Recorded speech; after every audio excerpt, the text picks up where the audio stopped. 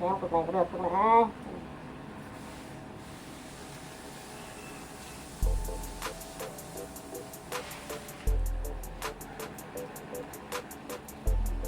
Mềm này tiện sướng.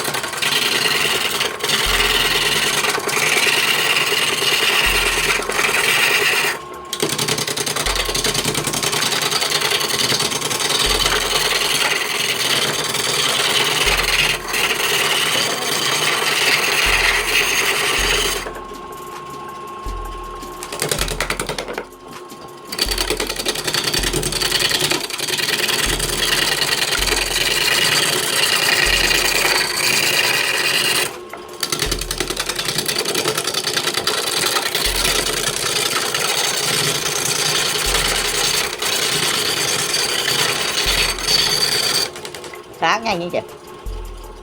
Anh tính phá một cái là sao vậy? Giúp nó phá một cái ấy. Cái dao hình cong cong ấy.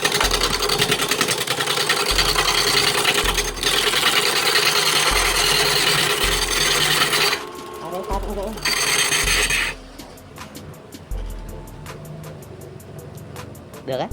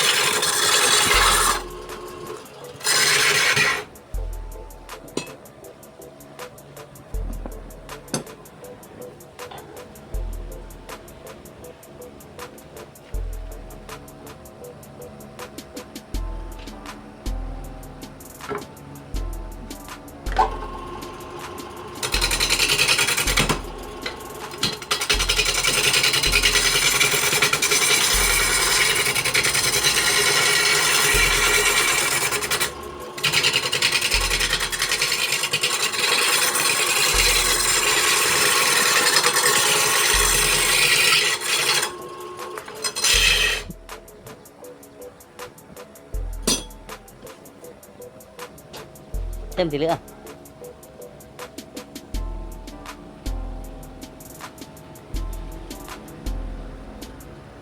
Không cần to, chỉ cần làm sao nó thử ra cái lõi ra này, các lệch một bên này,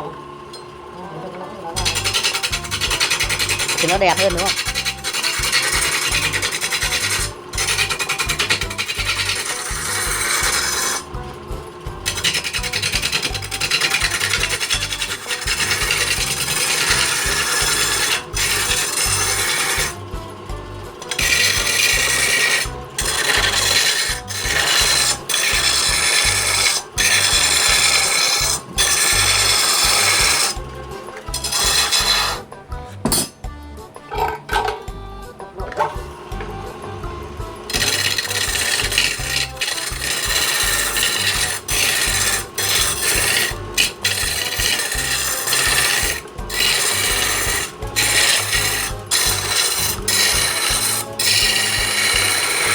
Chạy luôn à?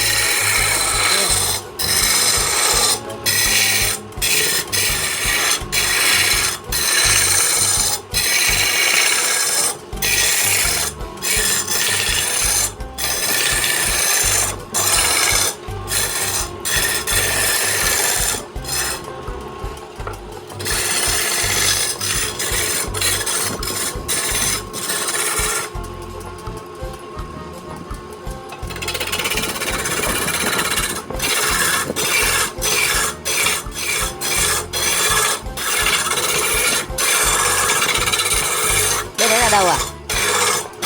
Thôi.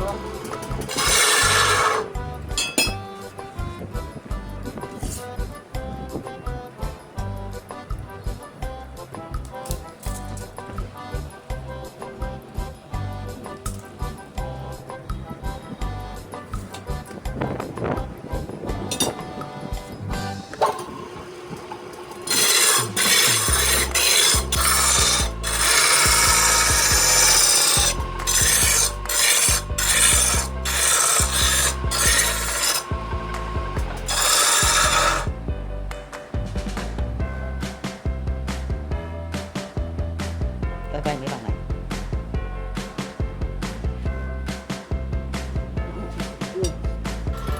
Công nhận.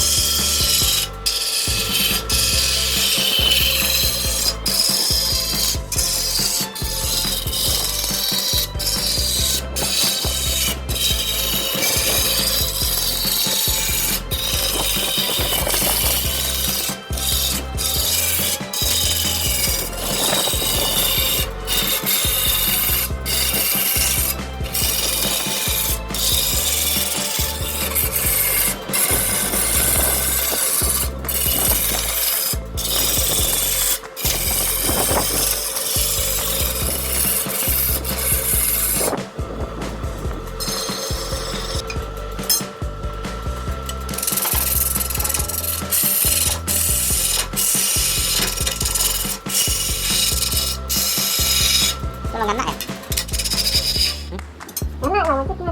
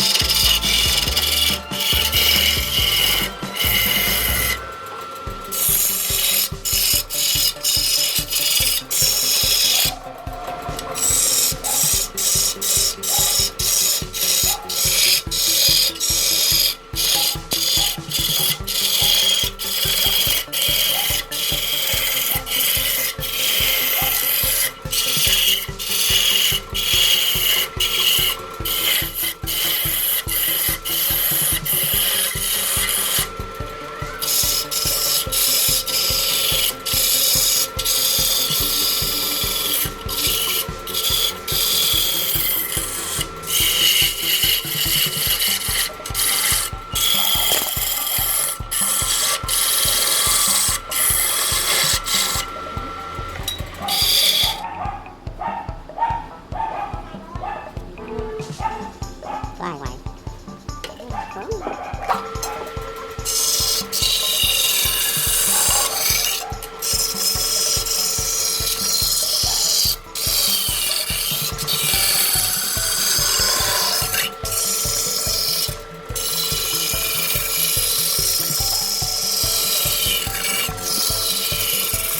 Đấy là kia kích thước nào đấy? Cái vừa lấy. Đấy xong rồi. Đấy em quay đi. Cái này 30 17. 35 17. 35 17 cái này. Cái này 50 20.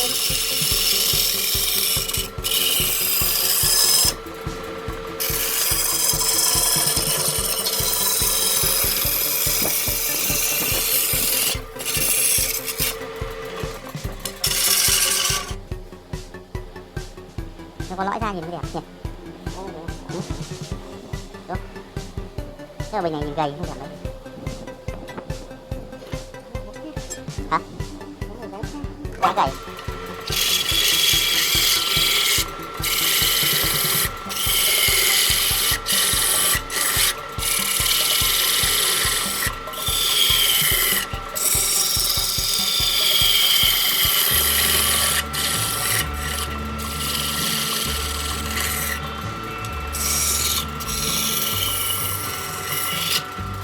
Cái một mẫu.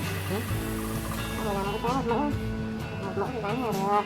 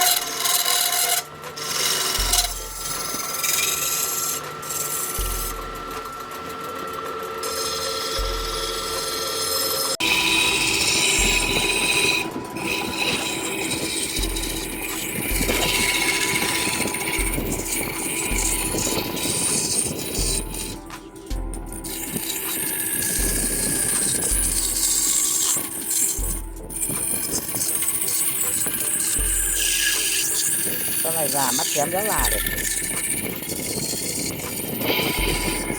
Đẹp nhỉ. là nó khỏe. Còn sau này già mắt kém không nhìn thấy là cái gì. Có làm lấy hơn 20 năm nữa nhỉ. Thế nhưng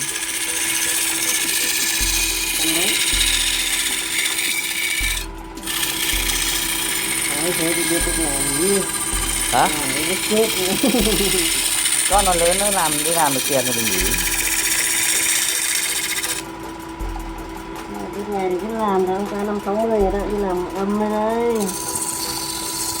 20 năm nữa thì anh làm 60. 60 mà khá 19 rồi. 19 rồi. Em 60 là còn chuyện tích rồi có hàng nhỏ kiểu vẫn đẹp. Ừ. Còn hơn mấy ông già bây giờ 5-60 thì bảo vệ ông mệt rồi. Bảo vệ mới đi sách chữa. Này người ông 60 là đi sách chữa bây giờ bảo vệ rồi. Thôi xong rồi chứ. Ừ? Chưa được. Rồi. Nào lại á? Rồi lên sau.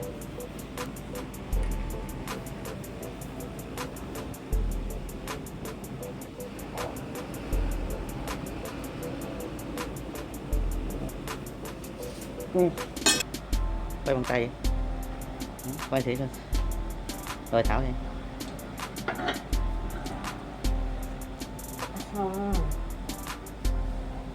Để đứng lên được không?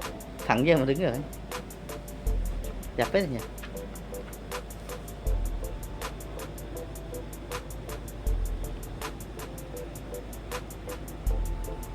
Anh cầm anh quay em. Quay nhẹ nhẹ mấy vòng rồi.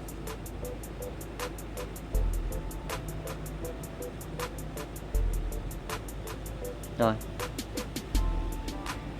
Đẹp phết rồi nhỉ.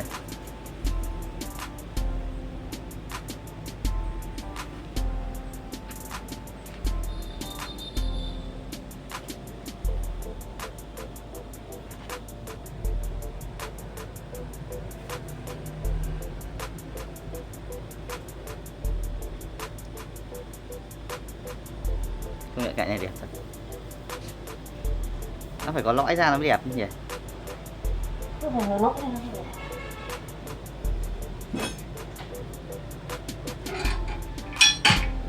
Chiều nếu dỗi lại xuống không thì hôm nào có hàng mới lại xuống.